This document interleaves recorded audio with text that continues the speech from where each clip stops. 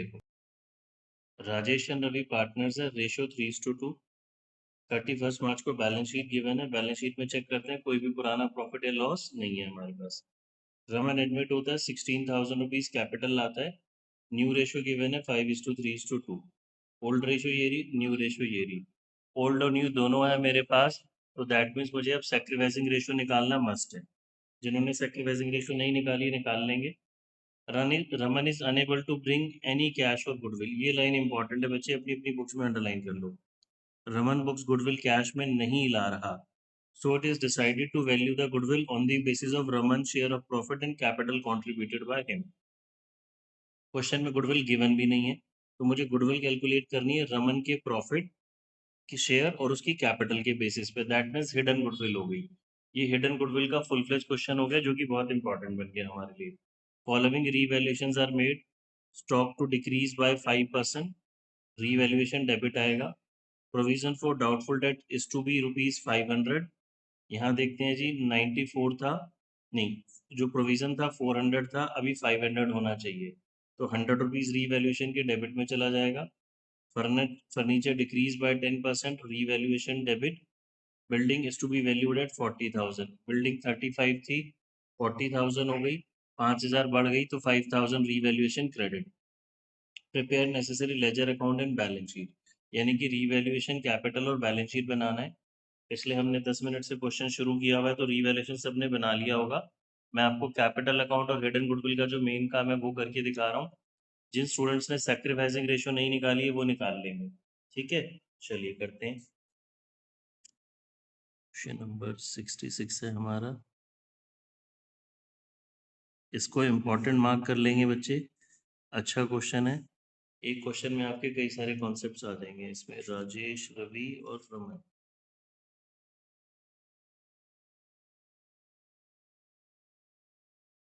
Rajesh, Ravi, Raman.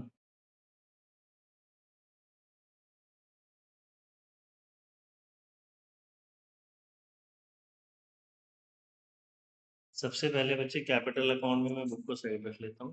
Capital account में सबसे पहले हमें क्या लिखना होता है, कैपिटल का बैलेंसेस। पिछले 2-3 क्लासेस से भी हम यही काम कर ही रहे थे।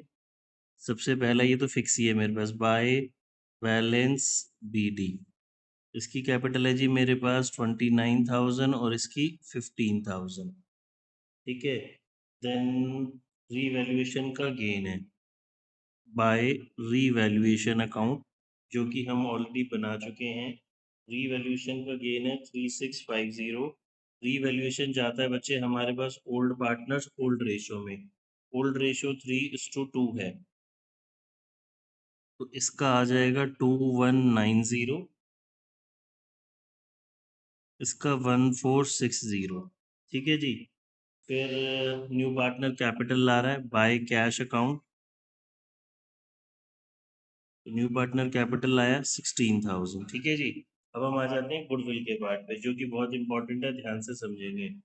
वर्किंग नोट्स में क्वेश्चन करके आपको हिडन गुडविल की कैलकुलेशन शो करनी पड़ेगी, मार्क्स होंगे जी इसके।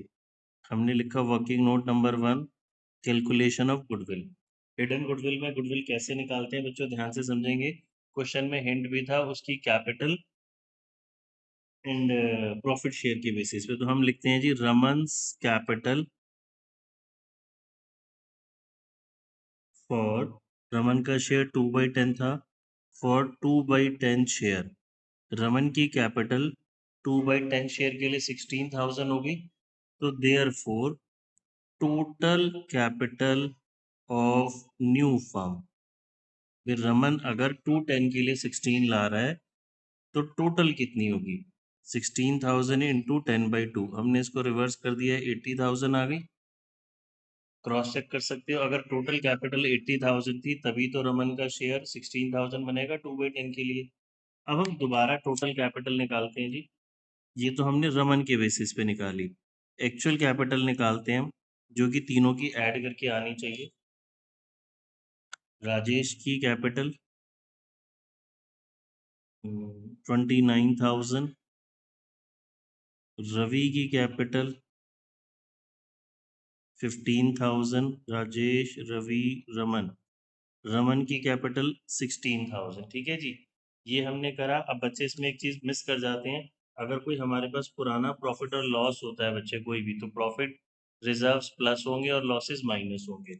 यहाँ पे हमारे पास रीवैल्यूएशन का गेन है जो कि ओल्ड पार्टनर से बिलोंग करता है, उससे कैपिटल इंक्रीज होगी ना। अगर क्वेश्चन में कोई general reserve, reserve fund, P and L credit balance, तो वो प्लस होगा, और कोई नेगेटिव चीज है तो वो क्या होगी, माइनस। इन तीनों का टोटल करेंगे जी कैपिटल मिला के, ये हमारे पास आ जाएगा 63,650। ध्यान से समझेंगे, कैपिटल ऐसे ऐड करके तो इतनी आ रही है। रमन को आप क्या बोल रहे हो भाई, हमारी कैपिटल 80,000 है, आप उससे ज्यादा मंगा रहे हो ना, तो जो इसका डिफरेंस होता है बच्चे वो गुडविल होती है। तो 80,000 में से 66 ये 63,650 हमने सब्ट्रैक्ट कर दिया।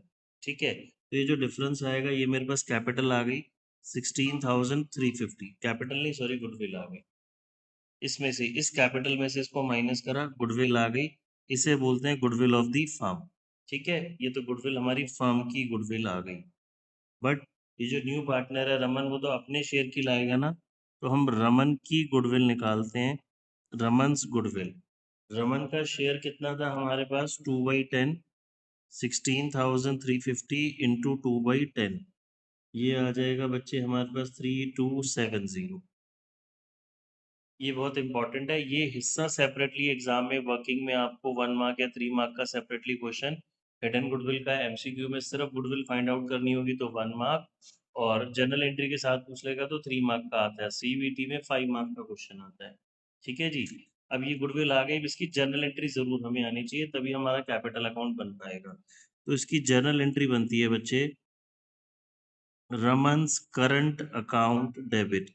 हमने बताया था जब न्यू पार्टनर गुडविल कैश में नहीं लाता तो न्यू पार्टनर का करंट अकाउंट आता है, Raman's current account debit to Rajesh capital account to Ravi's capital account. ठीक है, ये एंट्री कौन सी रेशो में होती है गुडविल की बच्चे, सैक्रिफाइसिंग रेशो में।